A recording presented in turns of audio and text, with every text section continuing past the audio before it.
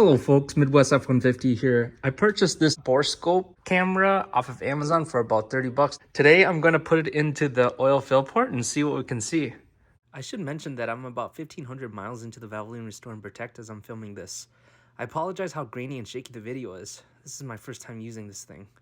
To get to it, the inside of the engine seems really clean. I wish I had this camera before I started using the Valvoline Restore and Protect so that we can see a before picture.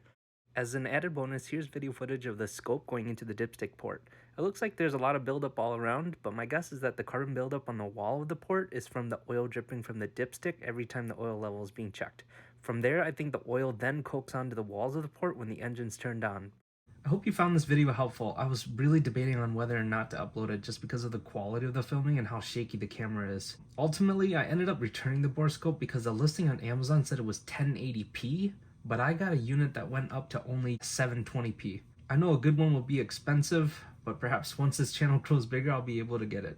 Alright folks, if you enjoyed the video, please like and subscribe, and I'll see you guys in the next video.